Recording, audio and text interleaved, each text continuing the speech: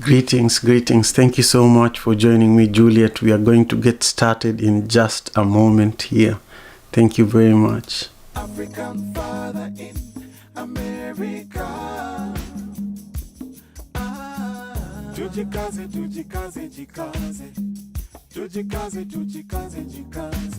Africa, tujikaze, America. Tujikaze. You are listening to African Father in America podcast by Simon Javanokelo, live from Seattle, Washington, USA. Thank you so much for joining me for another amazing session of the Daily African Proverbs. I'm here with Rejoice. Thank you so much, Rejoice, for being here for another amazing session this Saturday. I hope you're doing well. I'm so excited to be here with a Malawian proverb. The proverb we are going to discuss today says, "He who thinks he is leading and has no one following him is only taking a walk." He who thinks he is leading and has no one following him is only taking a walk. I love this proverb. I love this proverb a lot because it's a little funny, but at the same time it's really serious because there are so many leaders currently around the world. For example, recently there was an election in Zambia. You know, Zambia is a country that is in Southern Africa, and it neighbors Zimbabwe, Malawi, and other Southern African countries. But the incumbent president, lost the election massively, and it was really surprising to see that. And I was following the campaigns there. I'm not from Malawi, but I'm always interested in what's going on. I'm not from Malawi, which is the proverb we are discussing today, or Zambia, which is the example I'm using for my interpretation of the proverb. But I'm always keen on what's going on around Africa, so I'm always paying attention and connecting with people, but also paying attention to the news. Anyhow, so one of the the last events that the president of Zambia had before he lost the election was at a stadium. They had built this really nice conference center in the big stadium, and so he was showing people what he had been able to do for them. And in Africa, there's a pattern by so many leaders that just around the elections is when they start showing people what they had accomplished. But in the course of the time that they were actually leaders of their countries, they were not doing much work. So this proverb reminded me of that situation where the president thought that he had so many people following him because he had been president for so long. But during the election, he realized that there was nobody following him. He was just taking a walk. Anyhow, so that's my interpretation for today's proverb. We are currently live on YouTube. We are also live here on Clubhouse. We do this every single day, 6 a.m. Pacific Standard Time.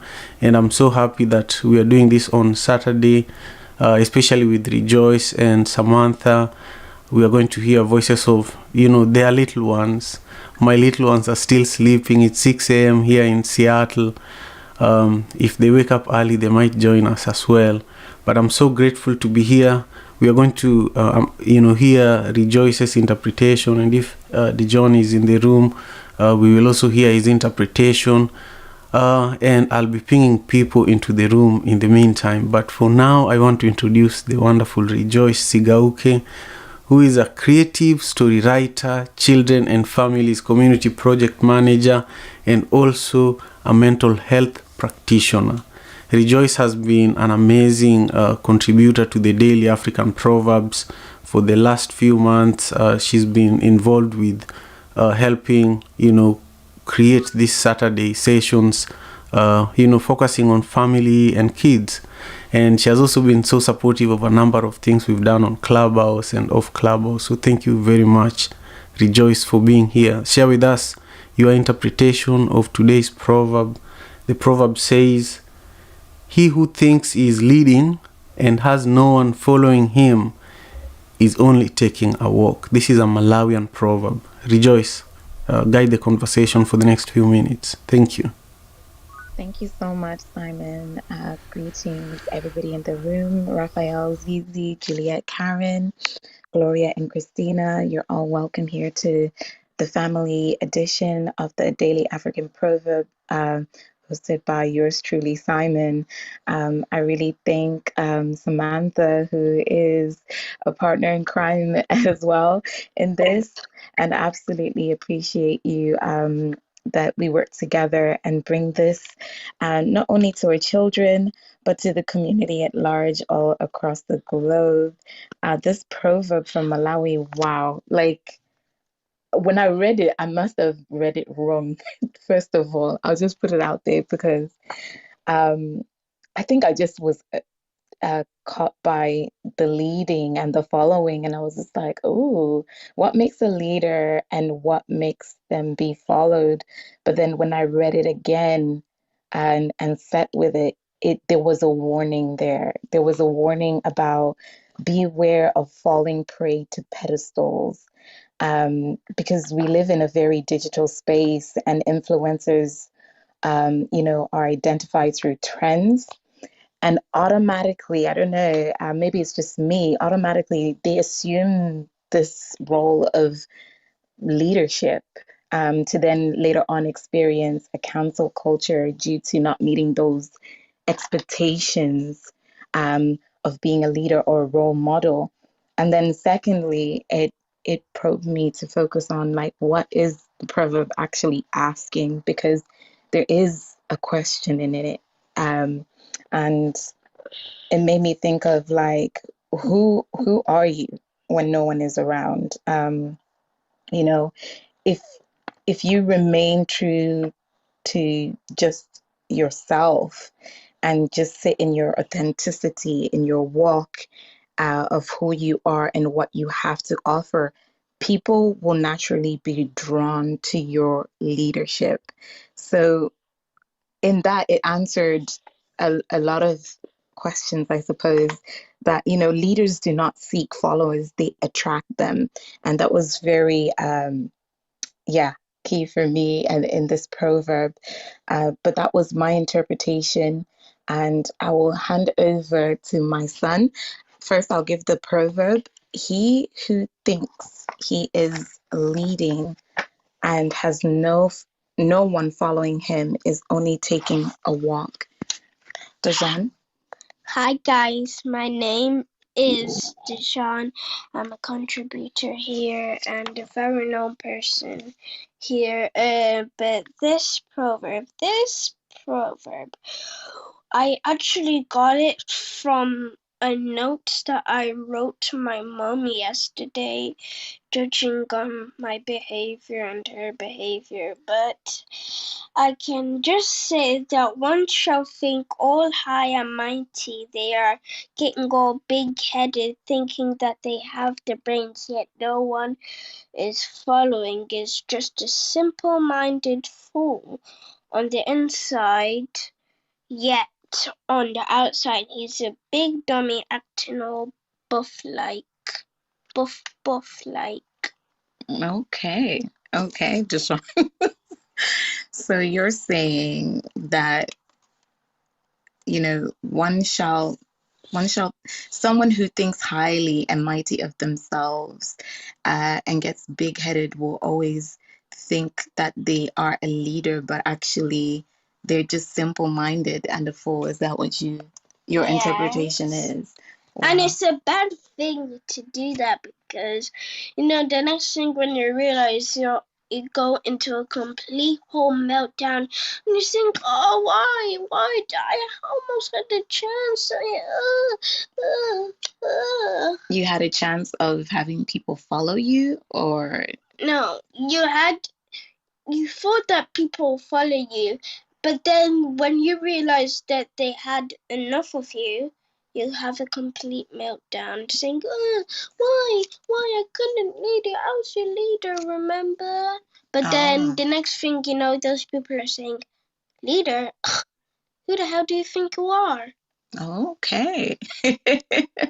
Well, thank you so much for that interpretation. Very insightful and really appreciate it. We have our guests here. We welcome on the stage Cece, Rafael, and Miss Bassey. Thank you for joining us today. We're going to introduce Dijon. Do you want to introduce Cece? Okay. Next up, we have Cece. Wear gratitude like a cloak, and it will feed every corner of your life. Only from the heart you can touch the sky. Today's proverb is, he who thinks he is leading as has no one following him is only taking a walk. Wait, what's it? It's from Malawi. A Malawian proverb, and I yield the mic to you. Thank you so much. You're such a beautiful person. You're doing a great job. Well, I think, as usual, Simon is right with giving us this proverb, because if you have no followers, you really have nobody, but you think you're too arrogant to realize that you are following, or that you have followers. And that usually happens to leaders who are always thinking of themselves and not working in a team. So when they want something, they will find that they're all alone. It's better to work with a team. Don't you agree? Thank you so much for allowing me to share.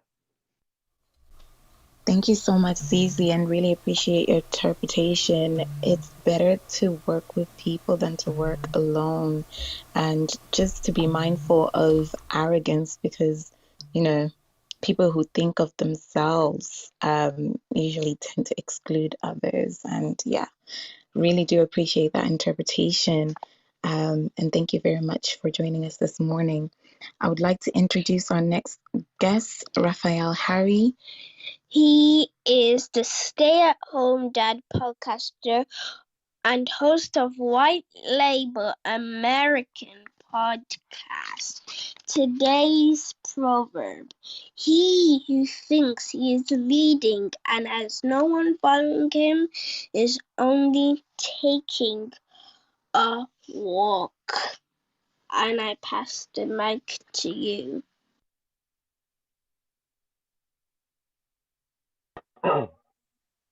Thank you for the kind introduction. Good morning and greetings, everyone. I barely just woke up, so I just thought that I remembered today's daily proverb, and I just jumped out of bed to be in the room. Played soccer late last night, so yeah, I'm back now. So this today's proverb. Shout out to people of Malawi. Always love hearing anything from Malawi. Um, this proverb reminds me of a couple of things. I was actually reading something about an experience someone had with her child. I can't remember what the boy or girl, a therapist, and the kid had a meltdown, and she asked her, it was a 6 year old, and she asked her 6 year old, um, what's the problem? And the child said, I don't know what the problem is. And she was like, yeah, I could have gone like, an adult and said, you don't do this. You shouldn't do this. Don't do this. But she said, okay, it's okay.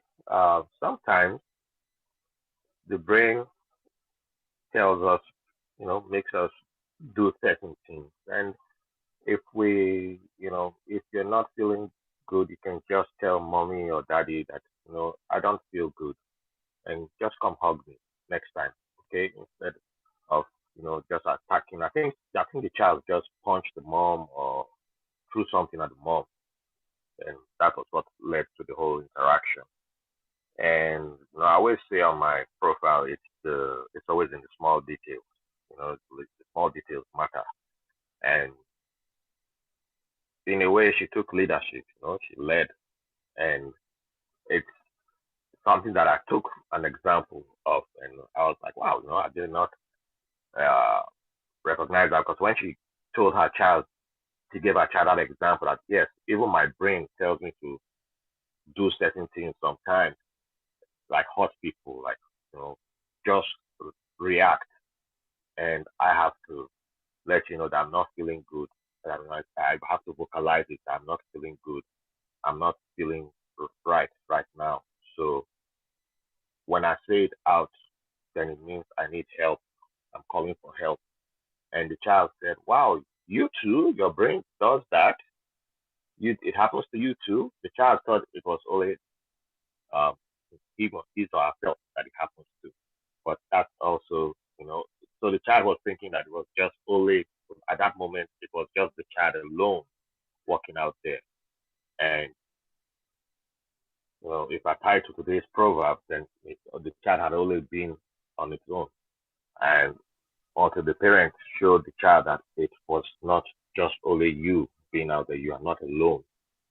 You can also, we even adults go through the same problem, but we don't have to wait until you become an adult for you to realize that you suffer this same thing that we suffer also. We are here for you. That's why, as a leader, you show the person who's supposed to be the follower that this is how it goes. The vulnerability is part of being who we are. Another quick example that I'll show is totally different, going on a different spectrum. Um, Growing up in Nigeria, I was, you see with leadership, you get, I grew up in the military, under a military regime. You get to see a whole different spectrum of what leadership is in the church. You see people thinking leadership in the community, and we have this word psychopath, which was one of the first words I got to learn pretty early. And it came with when you're on top. Everybody's like, Baba, Baba, actually, because, Baba is for men, Baba, oh, Baba, na you, Baba, na you, It means everybody can eat from you. People there's certain people who just specialize in singing praise. We have Yorubas have they play the talking drums. They can sing and tell you anything you want to hear with the talking drums. Like those guys are so good at any event you go to. I've seen them make anybody dance. They can make anybody dance. They just be singing your praises. And the moment they know there's no money coming from you, they can start costing you right there. And I've seen people who, when the going was good, they were called leaders. They were praised, but we knew they were bad people. This is the definition of bad people, like, but they're doing everything that's supposed to be bad. But they were, literally, it's like everybody wants to be around there because you could get breadcrumbs from there. But were they pulling people, as in, were they leading or were they walking alone? Because by the time they no longer had access to the treasury, they no longer had access to um, the national cake, as we say it back there.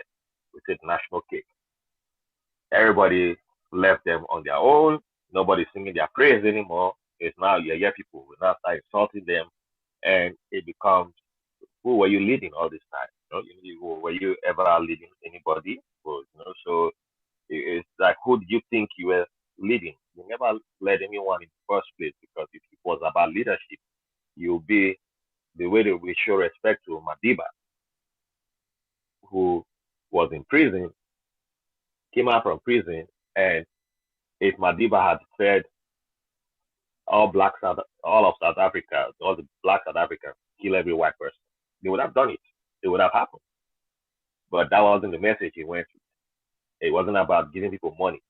It wasn't about, you know, that is leadership. That was the difference. But in Nigeria, we saw leadership that was tied to take money from me. Come and take money and then follow me. And that's why as soon as they no longer are in a position to be able to give, it's a parasitic system.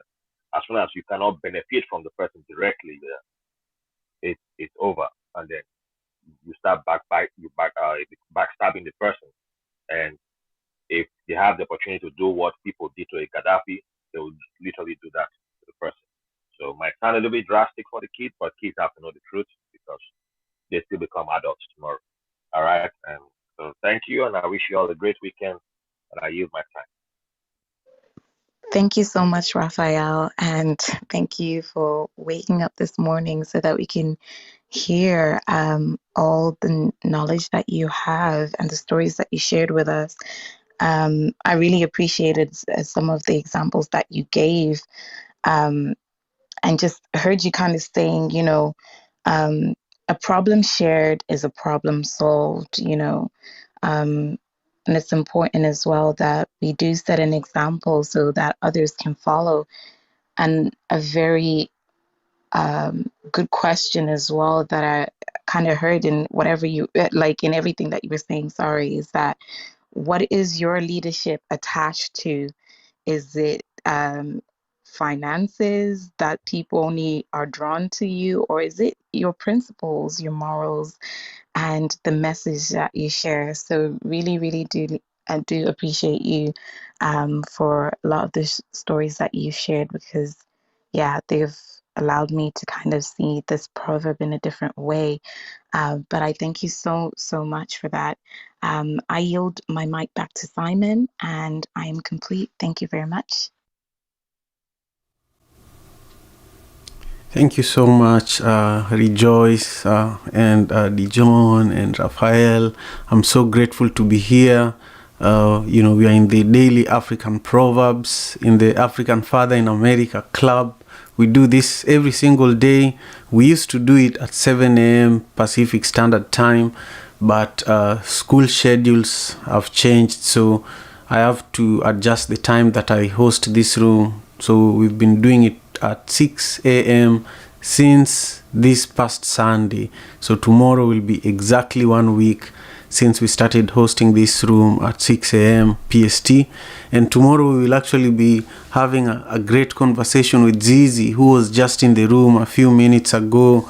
We will be learning about Cece's new book, and she'll be reading a few excerpts from the book, and I'll be interviewing her here in the Daily African Proverbs, but we will not be here in the African Father in America Club.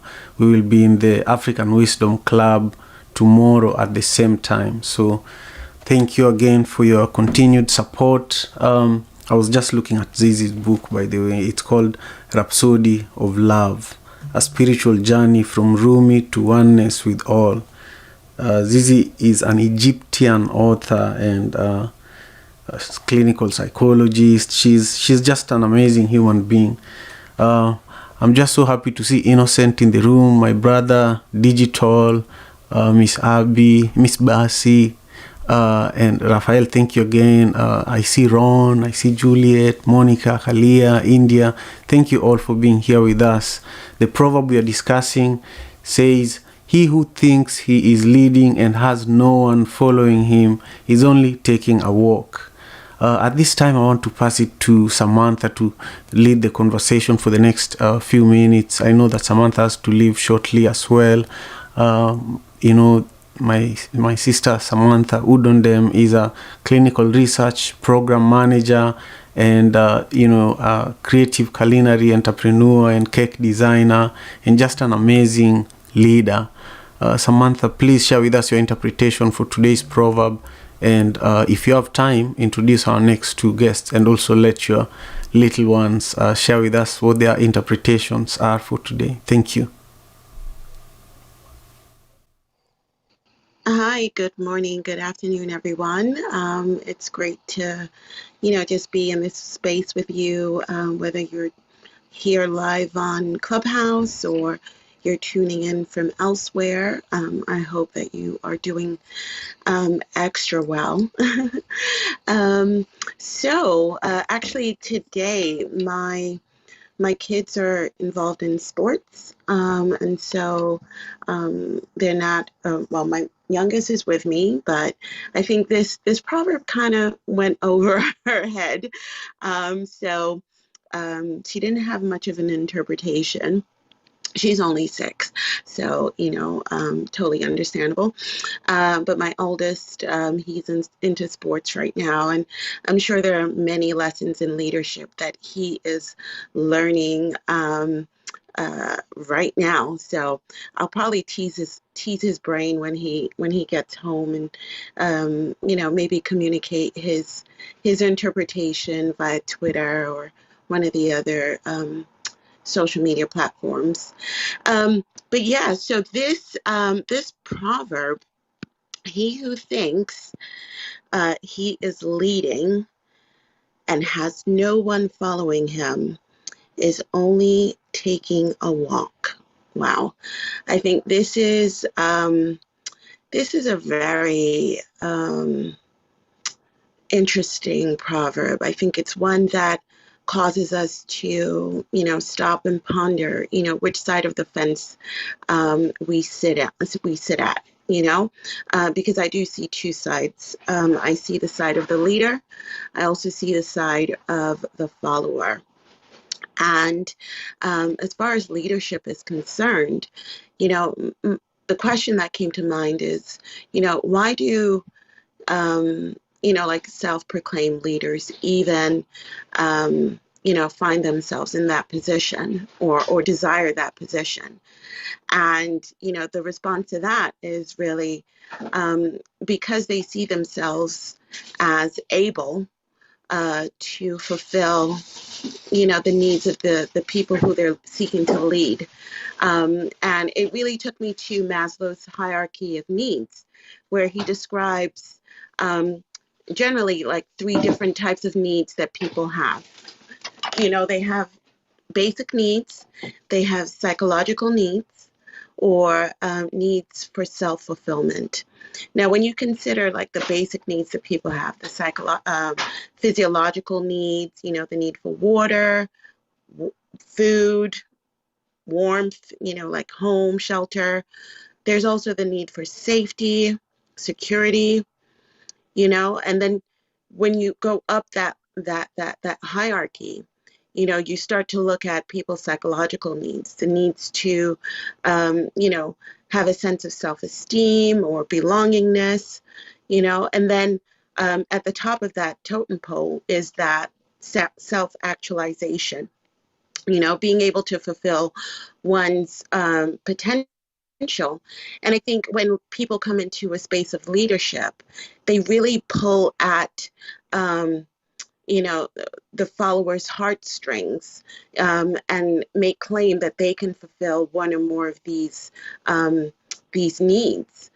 And I think where the situation turns pear-shaped is where there becomes this disconnect with the people, where there is this kind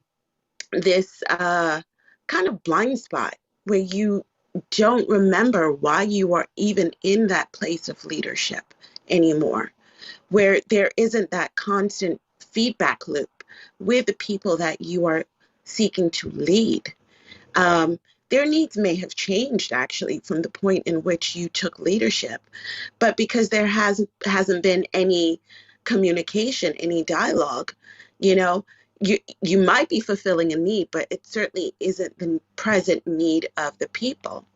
And so I think it really causes, me to think, should I ever be in a place of leadership? It is going to be so important that I strive to maintain open communication and dialogue with the people that I lead, to ensure that I'm not following my own agenda, but rather the agenda of the people, and that I am continuously, meeting their needs, or at least, pulling in resources that can help to support them in the way that they need to be supported. So that is my takeaway from today's proverb, maintaining open communication and dialogue with the people that you lead. Leadership is such, wow, it's such an important position to place, to be in, and it has the potential to create amazing change and positive change in the lives of people. So I hope that those of us who find ourselves in that place will not take it lightly, but rather will invest the time and the resource to ensure that we are truly meeting the needs of those who follow us. So those are my thoughts. At this time, I am going to introduce Miss Bassey. So Miss Bassey has become a great friend to me, and so it's great seeing you here in this space. I definitely think this is one of the beauties of the daily African Proverbs room, is that you're able to connect with people near and far who share common interests and are like-minded. And so Miss Bassey, she's Nigerian by blood. She is she's a New Yorker by choice. She says in her profile that great minds discuss ideas, while average minds discuss events and small minds discuss people. Now that's a quote by Eleanor Roosevelt. Miss Bassey, please do share your interpretation of today's proverb. Thank you so much, Samantha. And yes, you are a great friend. Thank you, Simon, for this room, because if it wasn't for this room, we would never have had a chance to connect. So thank you again.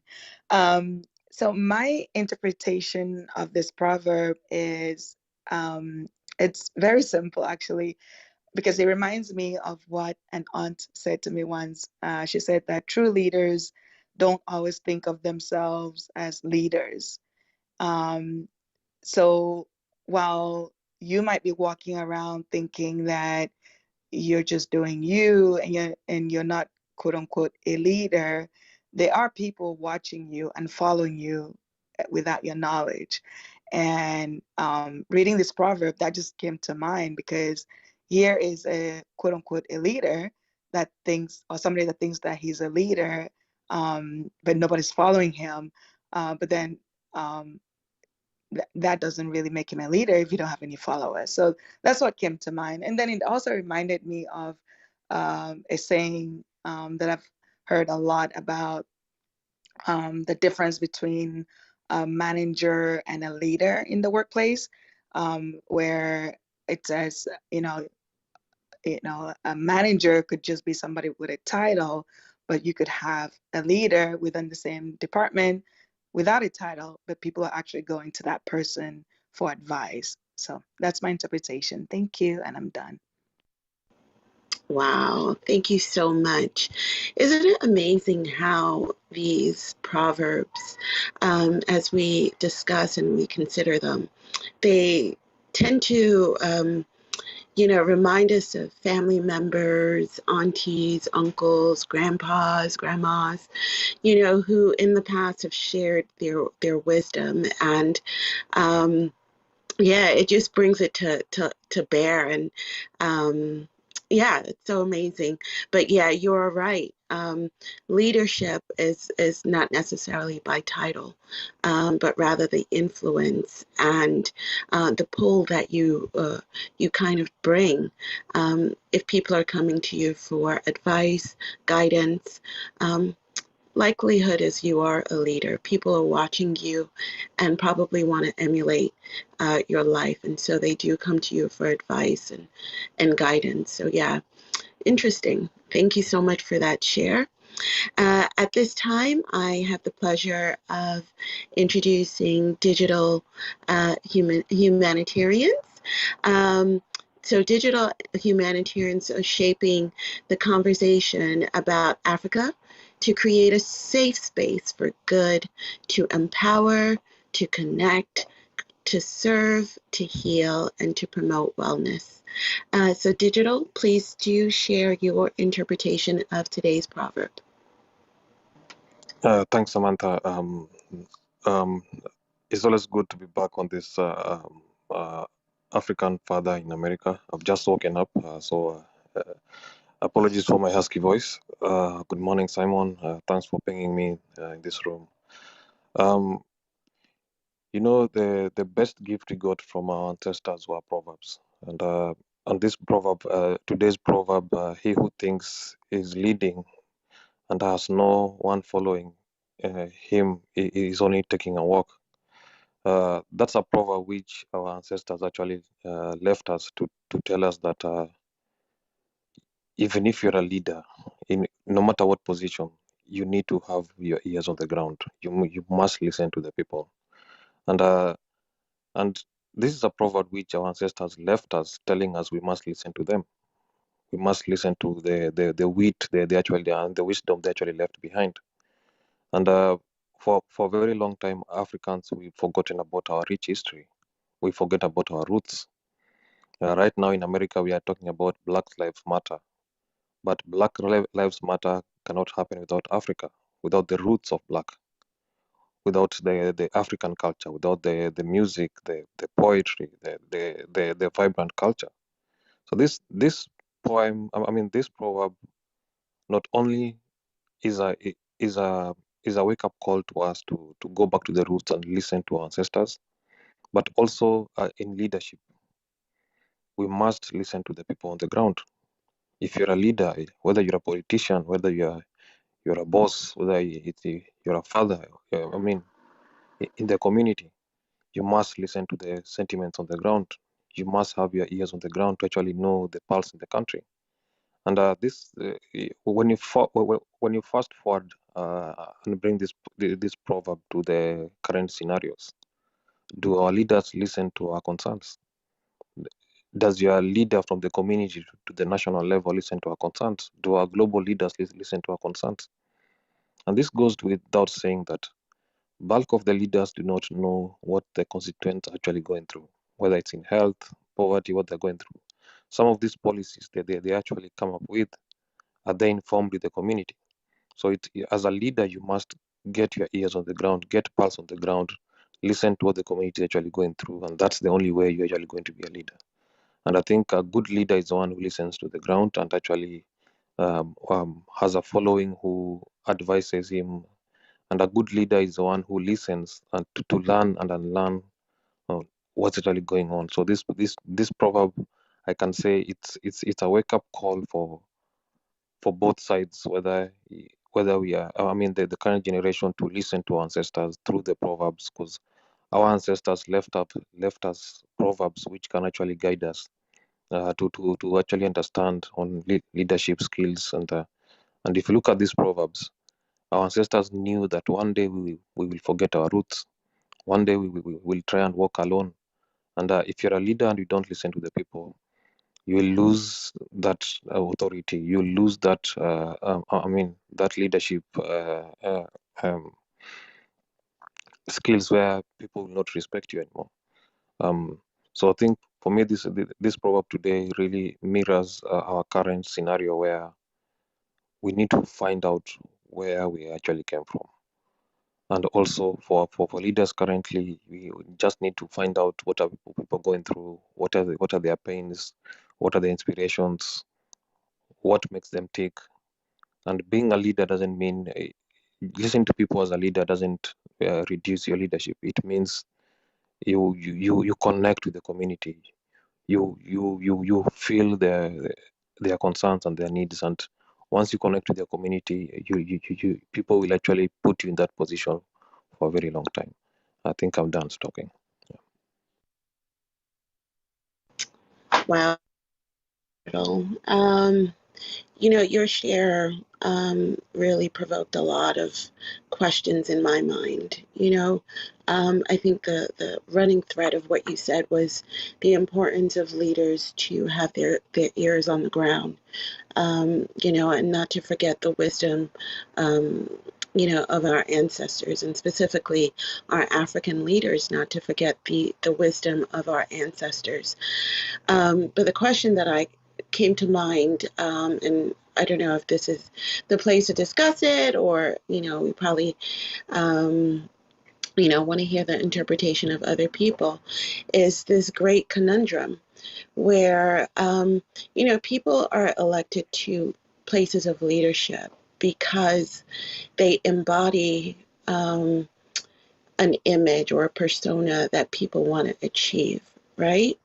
So you've got a separation between the people, the lay people, and these people who are, they embody the ideal, right? And when they get into leadership, it's almost like they want to keep perpetuating this persona of the ideal. But in doing so, they actually become all the more further distanced from the people, and I've seen this, and we can see this, whether it's leadership, like political leadership, or even leadership in the church, or, religious groups, where the leaders become all the more separated from the people. Because if you consider, will people want to follow a person who is struggling like they are, who is, I don't want to say, who, not necessarily just struggling like they are, but like in the trenches like they are, really. Because usually people are, people put in high position individuals who look like the person or persona that they're trying to aspire to. So it's a bit of a catch-22. We want you to be relatable, but it as well, represent the ideal for which we're looking to attain. So I don't know. That's just a thought that came to mind. May not be, I don't know if that makes sense. But anyway, thank you so much, Digital, for your share. I'm going to have the pleasure of just sitting in the background and just listening to all of the shares as I have to take care of some things right now. But I'm going to pass the mic back to Simon, wishing everyone a wonderful day and week. And yeah, looking forward to hearing the other shares. I'm Sam, and I'm done speaking. Thank you so much, Sam. I'm so used to calling you Samantha. Wow, Digital, thank you as well. Digital, you shared with us so much. I took so many notes, and I live tweeted a lot of your comments because you shared with us so many amazing nuggets of wisdom. Thank you. And also, Samantha, your leadership style, just the way you guide the conversation is just so smooth and but still very, very effective. I just love it. I'm grateful. I'm also looking forward to hearing from Innocent and Ron in a moment. But I want to welcome you all who are just joining us for the Daily African Proverbs. We turned off hand raising at 6:30 a.m. And also the time for the Daily African Proverbs changed from 7 a.m. Pacific Standard Time, which has been the time since January. This room has been running from January until now, consistently every single day. But we had to adjust the time to 6 a.m. Pacific Standard Time for a number of reasons. And it also allowed us to live stream this conversation on YouTube. So as we speak, this conversation is also being live streamed on YouTube. And right after this conversation, you can access, the parts that you might have missed. If you want to check it out, it's Simon Javan Okello. That's the YouTube channel, and that's my full names. When we gather in this room, we believe that we are making our ancestors proud, and by discussing these proverbs exactly the way Digital Humanitarian was saying earlier, we are continuing with conversations that our ancestors had at a certain time in this world. So nothing is new. These proverbs are not new. This conversation that we are having is not new either. So I'm just so happy that we are all gathered here. The proverb we are discussing is from Malawi.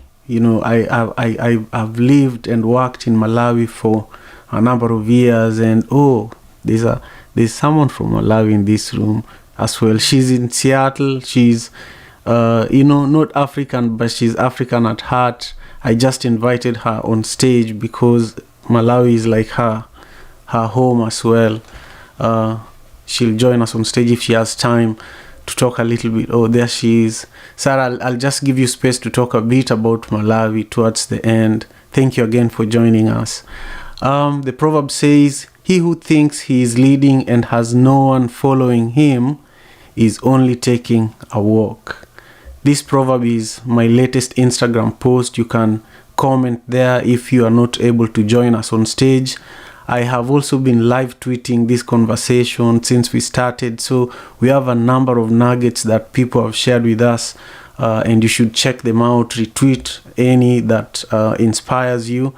At this time, really, I want to pass the microphone back to Rejoice, and just give the opportunity to you and Dijon as well to introduce. You'll decide how you want to do it, but you have the opportunity to introduce Innocent and Ron Movely for us. Thank you very much. And again, welcome everyone to the Daily African Proverbs. Thank you so much, Simon. Please do check your inbox as well. Thank you. I will actually go ahead and introduce our next guest, who is Innocent. Innocent Grant is a program officer at Young and Alive Initiative in Tanzania. He's a Tanzanian, a clinician, and a storyteller. Today, our proverb says, "He who thinks he is leading and has no one following him is only taking a walk." What is your interpretation? And I yield the mic to you. Thank you. Thank you so much, Rejoice. Good evening, everyone, and greetings from Dar es Salaam, Tanzania. And I'm so happy to be part of the interpretation of today's Proverbs that says, "He who thinks he's leading and has no one following him is only taking a walk." And as I always do, I was trying to interpret this proverb to the language that we do speak here at home. It's like in Swahili, when you put it in Swahili, it's like it's saying yoyote ambaye anafikiri anaongoza na hana mtu yoyote anayemfuata, then haongozi, anatembea tembea tu. And the last word, which is anatembea tembea tu, when you put it in Swahili, it sounds like you're not doing a good thing. And so this came and reminded me, taking a walk could be good, but again, just taking a walk could be like not tied to, not like you are just taking a walk, then you don't have any destination. That means you're not having any goal, you're not having any plan, and that might lead your walk astray. And it also reminded me of the time I was once the vice president at the college and the president of the students' government at the college.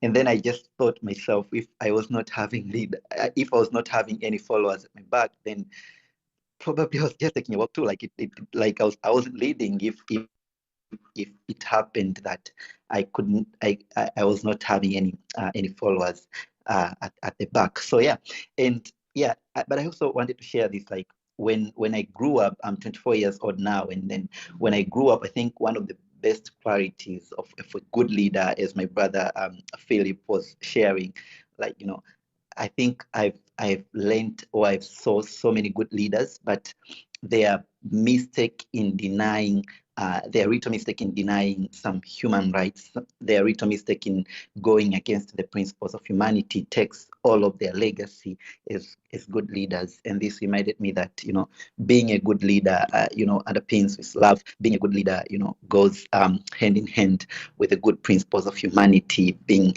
a good person is a sense of love to everyone. And I think when you're like that, then you have a chance to listen to the people who you lead, and automatically you'll just be having followers. And and when you're having followers, that means you're leading, you're not just taking a walk. So yeah, these were the quick thought that came in my mind, but so good, and I'm learning a lot from the people's interpretation. Thank you so much. Wishing everyone a good time. Innocent. Thank you so much, Brother Innocent, for just your translation in Swahili. It's always welcomed here that, people do translate in their mother tongue these proverbs. It's very insightful and refreshing to hear as well, and just appreciate kind of like your interpretation and how you saw it. And I like the statement that you made, good principles of humanity, upholding them. Upholding them, it's always important to uphold that because that grounds us and keeps us connected. Um, and yeah, just be mindful. What is your goal? And when you're taking that walk. But thank you so much, Brother Innocent, for that. I'll move on to our next guest, who is Ron Mulhill.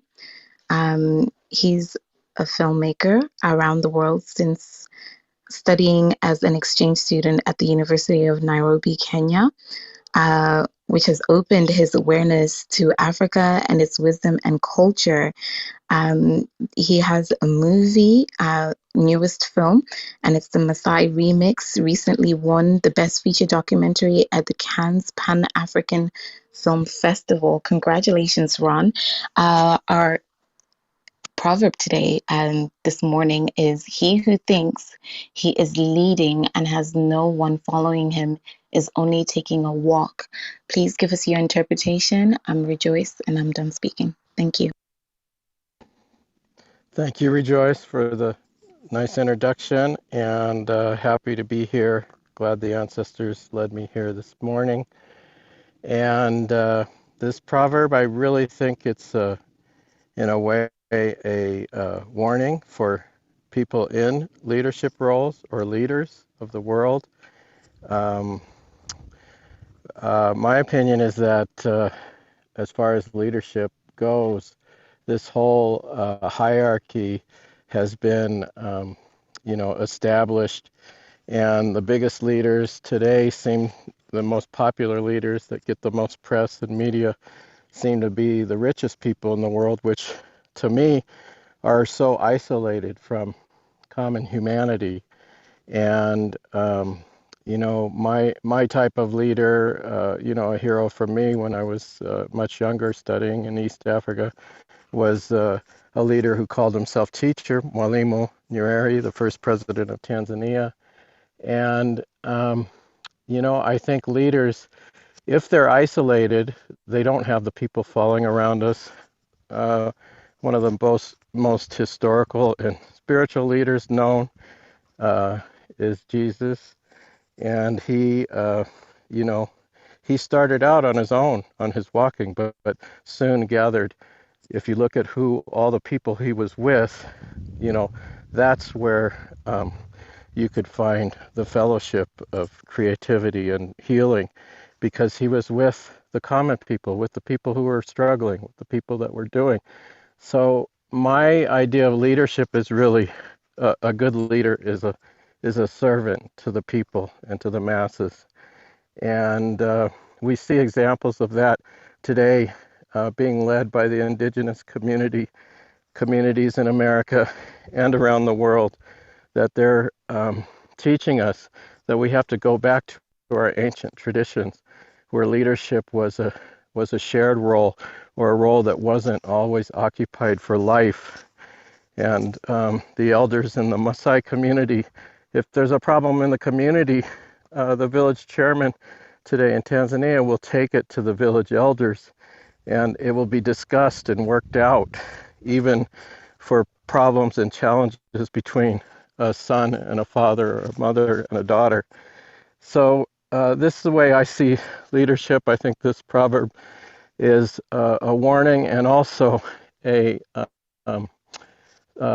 sort of a plea for us to change leadership to a more human-based and a leadership that is with the people and with the crowds and with the masses, like Greta Thunberg of the environmental movement. So it's not really using your power and your position for your own privilege. It's using your power and position to change the world and bring it into a more just and equal society. And I'm Ron, and I'm finished speaking. Wow, thank you so much, Ron, for that. That was, wow, profound. I took a lot from that, and I have nothing to add because you've really kind of covered quite a lot. You talked on servitude and the importance of keeping people at heart of your leadership style and not using power and privilege as a means to kind of oppress or suppress people or just for self gain, but to actually use that to benefit the community. Thank you so much for that. And grateful. My cup is full this morning and afternoon, wherever everybody else is. And I yield the mic back to Simon. Thank you very much. I'm done speaking. Wow, thank you so much, Rejoice. My heart is also full. I've learned so much today in this room, especially about leadership. Leadership has been the primary thread that has been holding most of the shares today, and I really appreciate that. Thank you, Ron. I want to now introduce the wonderful Jay, who is going to share her interpretation briefly and introduce Sarah, and then we will close this room. And then after that, I'm going live on Instagram to do a recap of this conversation. So if you want to join me for the Instagram recap, at 7:15 a.m., let me know in the DM. I'm just so grateful to be here with you all, and I want to introduce to you the wonderful Jay, where Jay says that the world is thirsty for kindness, happiness, integrity, truthfulness, and love. Be a rejuvenating and refreshing cold glass of water. Jay is a playwright, poet, spoken word artist, creator of a club just for children. She's a pretend singer, musician, and she's saying that you should go to YouTube to check out her performance at Madaraka Festival 2021. That was one of my highlights of Madaraka Festival, truly. Thank you so much. Jay also has a really dope room that she hosts every single Saturday at 8:30 a.m. PST, and it's a club where she does pop-up poetry and stories. So you should check it out, follow her so that you can enjoy some of these amazing things that she's doing. Jay, please share with us your interpretation of today's proverb. The proverb says that he who thinks he is a leader, he who thinks he's leading and has no one following him is only taking a walk.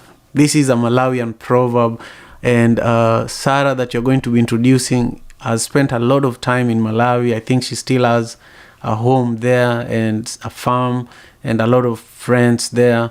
After she shares her interpretation, I would just love for her to take us on a 1 or 2 minute journey on what Malawi looks like. If you walk from it, once you land at the airport, what do you expect to see, so that the people in the room can have an idea, just a teeny bit of an idea of what it feels like to be there. Jay, the mic is yours. Thank you so much, my dear brother. And I just want to thank you so much for this room. I'm so glad I was able to make it in this morning. Even though it's at the tail end, Ron, there's just nothing more than I can add, nothing more that I can say.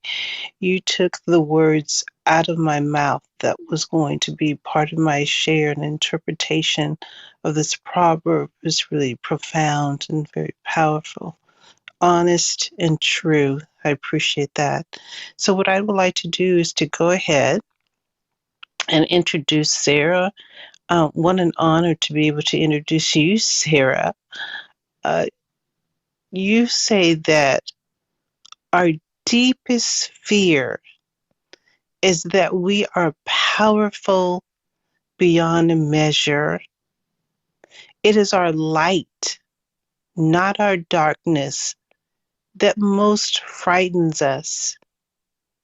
We ask ourselves, Who am I to be brilliant, gorgeous, talented, fabulous? And actually, who are you not to be? Your playing small does not serve the world. We were born to make manifest the glory of God that it was in us. And as we let our own light shine, we unconsciously give other people permission to do the same as we let our own light shine. Sarah, it's beautiful. Thank you so much. It reminds me of Psalms 139 that we are fearlessly and wonderfully made.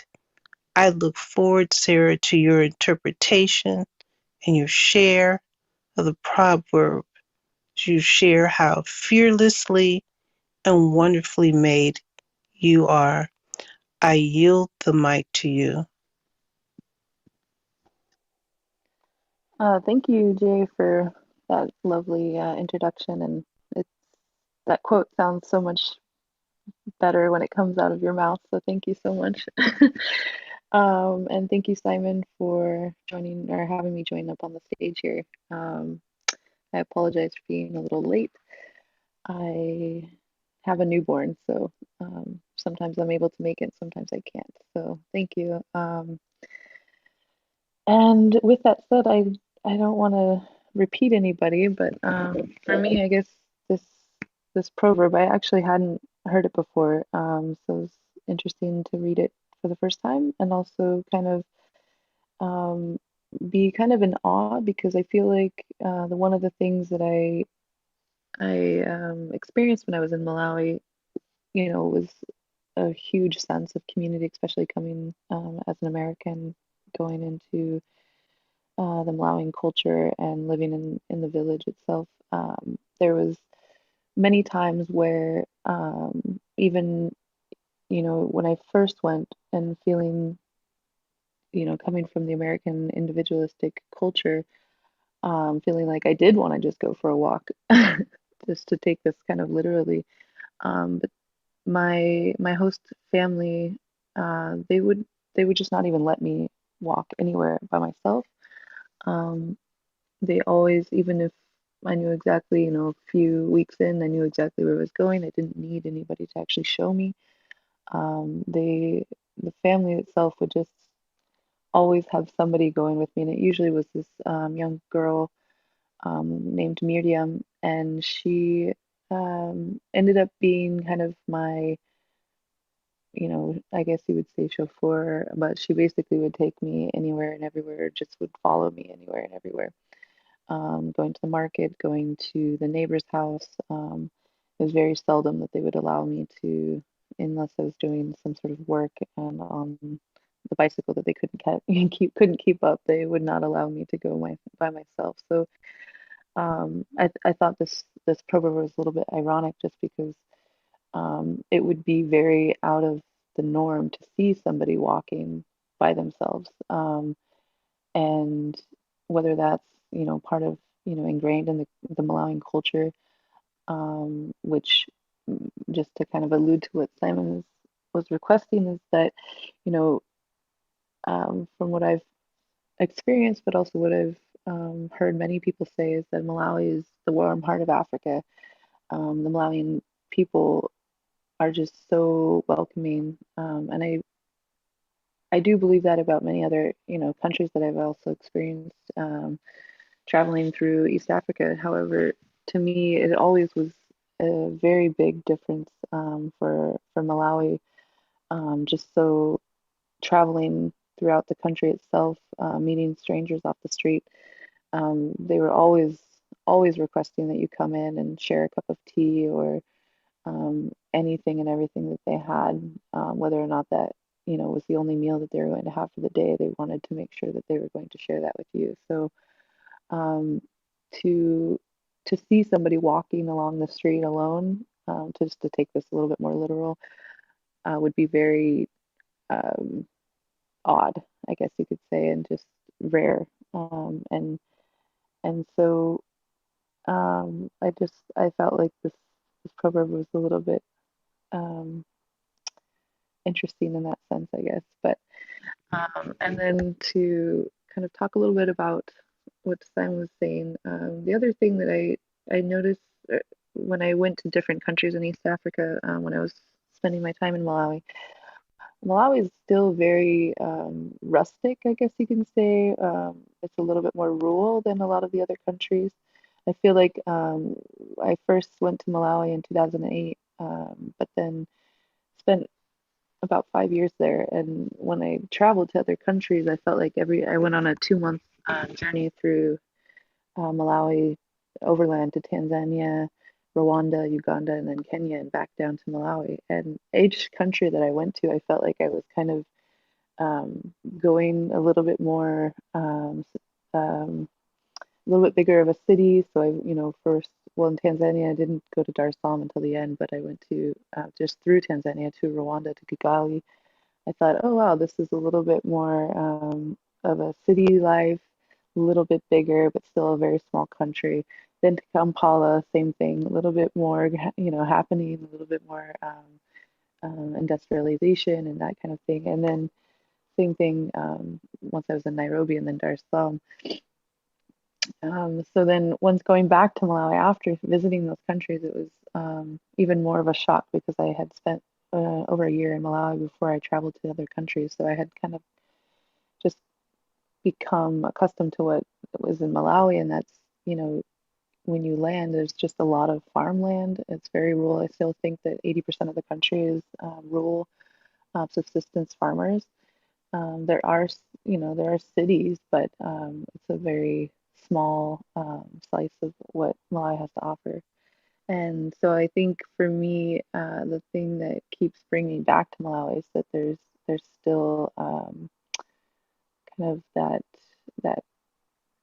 um, you know that rustic rural feeling that you can still go into a community and know that not too much has really altered the history. I think there's definitely many influences from outside, but I feel like it's still captured when you go and visit different places in Malawi. Even if you flew into the airport in the south in Blantyre, there was a time I flew in there and I had to ask my neighbor on the flight if we were going to be okay because as we were landing it, I could see out the window and it literally looked like we were going to land in the maize fields. And it's just that the airport there, the running strip is so short that they have to literally land right as the tarmac begins so that they have enough time. So it really feels like you're landing within the maize field, and then obviously everything was fine. And I was just a little bit naive and ignorant at that time, but yeah, and things have grown and things have changed over the years, of course, but I feel like even if going on a safari and that type of thing, Malawi is a lot more, just a lot less altered, I guess I would say, compared to a lot of the bigger national parks and bigger cities. And so that is what I think is really special about Malawi.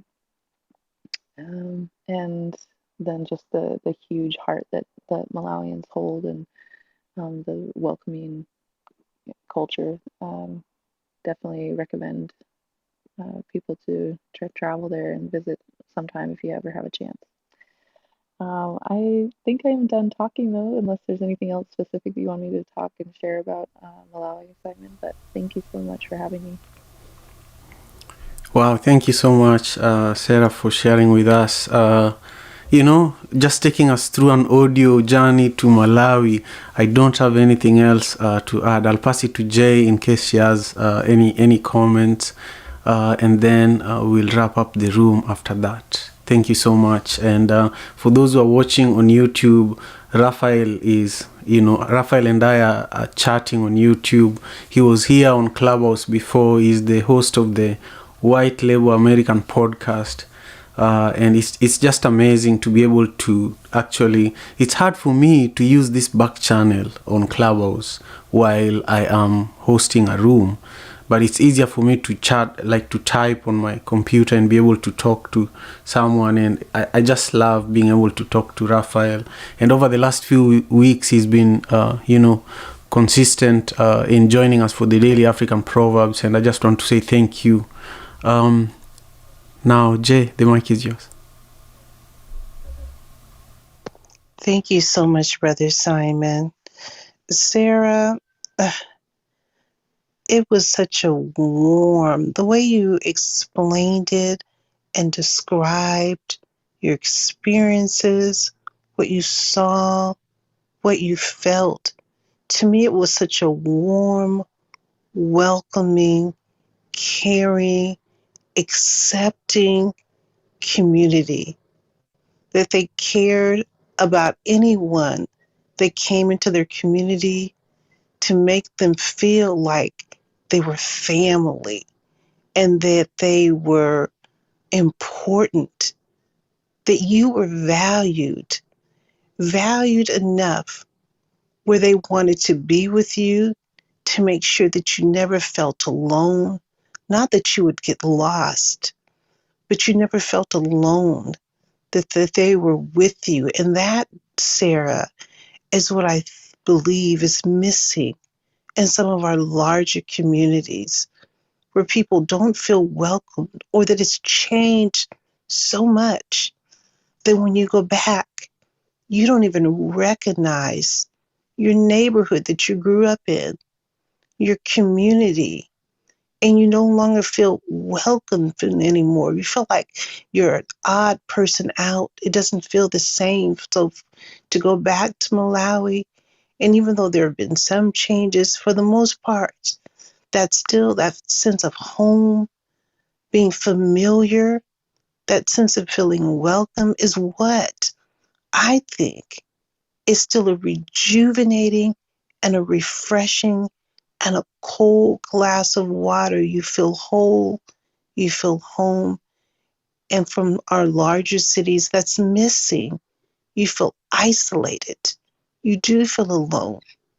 You don't feel as welcome. Thank you so much, Sarah. I think I need to leave Seattle, Simon, and go to Malawi. And this is Jay. I'm finished with my share. I think some of the things that Sarah didn't talk about, three things. One is Malawi. Malawi has some really good food, the fish is really good. Lake Malawi, I think it's one of the freshwater lakes around the world that is very deep. I think it's the deepest freshwater lake in the world, or the second deepest freshwater lake in the world. One of those things you can confirm on Google. But also they have the most spicy pepper probably in the world. Sarah, can you confirm these two facts? Their pepper there is so spicy. Yeah, they do have the PDP, and very spicy. And then, yes, Lake Malawi is the third largest lake in Africa. So you have Lake Tanganyika, Lake Victoria, and then Lake Malawi. And I believe you are correct. I think it is one of the largest lakes in the world as well. And they do have the tilapia and the buna. So a lot of the freshwater tropical fish actually come from Malawi. You can actually find a lot of the fish sold on Craigslist here for those who have aquariums as well. Most of them come from Lake Malawi. And then, piri piri and it's the chili pepper that they use in mace, so in the pepper spray that comes out of Malawi. And then we have a couple other different ones too. I think it's similar to a habanero. It's a very good chili sauce. Excellent. Well, thank you again, Sarah, for taking the time, and thank you everyone in the room. Simply E, thank you so much for being here. David, I see Paula. Thank you so much, Cindy, MK, for being here as well. Innocent, thanks again for your contribution, and Miss Bassey, and Ron, and Tagan, and Eva, and Juliet. Wow, Rejoice and Samantha. I'm also really grateful to you and Jay for your consistency and for your continued love and support with these daily African Proverbs. I definitely cannot do this on my own. So I'm grateful, and we are going to end this room in just a moment. We are going to go live on Instagram, and I'll have a guest there who is going to help us, just dissect how this whole room was. We'll talk about what stood out during today's Daily African Proverbs. We will talk about what was surprising, and then we will talk about the biggest lesson. So again, the person joining me is going to be Rafael, the host of White Label American Podcast. This is a Ghanaian, is a Nigerian brother, and he's got Ghanaian roots, or it's the other way around. He loved to kill me today. But he's a US Navy veteran, and he's such an amazing father as well. So join us over there in literally after this room ends. We are heading over there. So thank you so much, and have a beautiful, beautiful weekend. Peace and love. African father in America. Tujikaze, tujikaze, jikaze. Tujikaze, tujikaze, jikaze. African father in America. Tujikaze, tujikaze, jikaze. You are listening to African Father in America podcast by Simon Javan Okello, live from Seattle, Washington, USA.